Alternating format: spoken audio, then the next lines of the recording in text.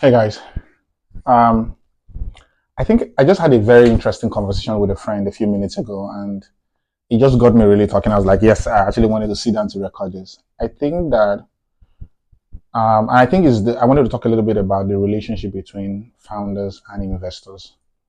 Um, I think that one of the things that I have seen over and over again, which like I wrote an article on Twitter about this actually a few days ago, and I called it the cost of raising capital. Because I think that what we have seen, which is very interesting in the market, is a case where with new technology and a new wave of innovation, you see what the priority of investors, what they're investing in change with every single cycle. A few years ago, it was Web3. You've seen that with AI, but even with AI, it's so interesting because even in the AI landscape, it started being from a case where it was like wrappers to agents. Now you're seeing everybody trying to build the open cloud, the modbot of this or that. And where I'm going is that what that has shown me over the last couple of years of being in the tech industry for over a decade now is the priorities for investors will keep consistently changing and evolving and what their thesis, quote unquote, is. Because honestly, most investors that say they have a thesis really do not. They are essentially investing in what is the most exciting thing or product or opportunity at any given point in time. So, yeah, I said it. Um, I think that is why, for me, I think that founders need to be very intentional about the investors they bring into their business. I think that one of the key lessons I learned with that, even leaving my last startup to build Radar now, is that founders do due diligence on their investors. The same way your investors do due diligence on your company, due diligence on them.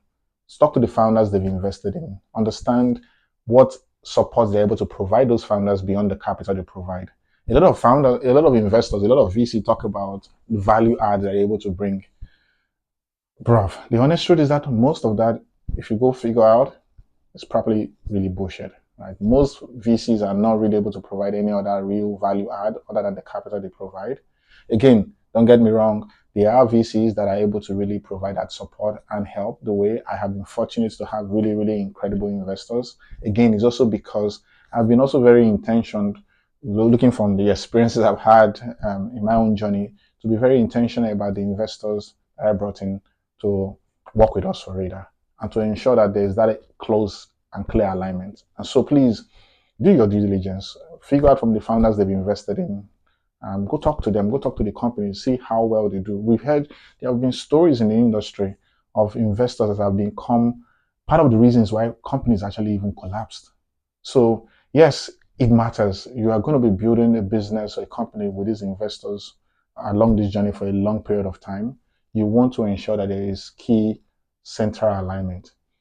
And there's this other very interesting belief I think that founders sometimes have that, or your investors, um, they obviously have the best interest of the business at heart. Yes, in most cases, true. I don't think that is 100% all of the time. And what I mean is that a lot of the time, this usually comes from a place of even things like idea or like suggestions or feedback, where some of it, those are really great feedback or great ideas, but it has to be rooted in what delivers value for your customers. That is what I think should be the only North Star that really matters. There's been so much times where I've seen founders depending on their investors' advice as the sole truth or the only pathway to go. And they've allowed that to shape their business. Again, with every single narrative cycle, whether it was Web3, because that was changing, you see founders, companies, or companies changing towards those narratives because they were trying to raise capital. Again, I agree. Building a company is really hard. That capital is needed to kind of scale and deliver and keep growing the company. But what I've realized again is that raising a lot of money doesn't necessarily determine success. I'm a classic example. We raised a huge sum of money for my last company. It was a company I truly, truly dearly loved because I think that 54 Gin could have significantly changed the not just Africa, but changed the world in a very, very deep way. But again, what we are learning is that you've seen companies that have raised very little capital go on to build really sustaining business, and companies that have raised a ton of capital die off and get forgotten over a period of time, right? So yes, I understand what that struggle is. I understand the noise where you wake up every day, you are seeing stories in TechCrunch or other media, and now of another company that have just raised a ton of money. I get it. I feel and I think that the biggest thing that matters at the end of the day is the value we deliver to customers. Because at the end of the day, that is what determines what the outcome of all of this we are building. Right? Except you're trying to build a pyramid scheme. But if you're trying to building a sustainable business and building a fast growing business, most times are not necessarily the same thing, but they can be if there's a lot of intentionality around it. And I think that a lot of founders should be careful about the narrative they tell to investors or the narratives that they are shaping, because a lot of those narratives, a lot of customers don't care, right? A lot of your AI narrative, your customers really do not care. They have a problem that they want solved. If AI helps solve that problem, fantastic. If it is VR or AR, whatever helps solve that problem, fantastic. Fundamentally is that they have a problem that they need solving. And the AI story, the agent story, that is great for your investor. It's your investor that cares about that. They care about those, oh, are you adopting or leveraging the latest technology? They care about that. Your customer fundamentally care about you solving their problem. And so do not lose sight of that. Be very careful and be very intentional guiding your company, because I've seen cases where founders woke up 5 years later and realized, one, that their investors were not able to support them because that value add that they promised, they were not able to really provide as much of that value add as they actually thought it would be. That two, that the company that they've now have 5 years later looks very different from the vision they had starting off. Not because the problem they went set out to solve fundamentally changed for their customers, but because they've evolved the business, telling a very different version of that story to be able to raise capital with every cycle. And looking back, it looks like this weird monster baby that they've created that doesn't really deliver any meaningful value for the end customer in the way that it should. So please and please, please and please, in all you're doing, be intentional about your investors. Be intentional about bringing in the right capital into your business. Raise the capital when it makes sense for your business. Remember that being fast growing doesn't necessarily mean sustainable. Being the first doesn't really, yes, it's great for narrative storytelling, but it doesn't put money in the bank. It doesn't make payroll. Think about, and always, in my mind, the focus should always be about how do we deliver value to our end user, the user that pays us for all of this, for us coming together. If we're able to deliver that value, then everything else stacks up together nicely, right?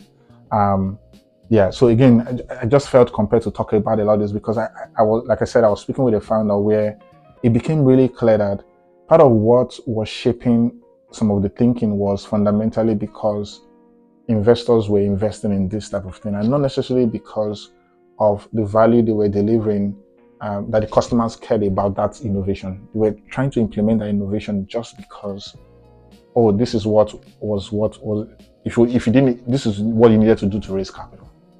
Again, I get it, but I think that there has to be a way to find that balance. Finding that balance is hard, and I understand it, but find it. Find it, because otherwise you end up spending so much time and energy trying to create a company that is for your investors or for an investor audience, but not really for your customers.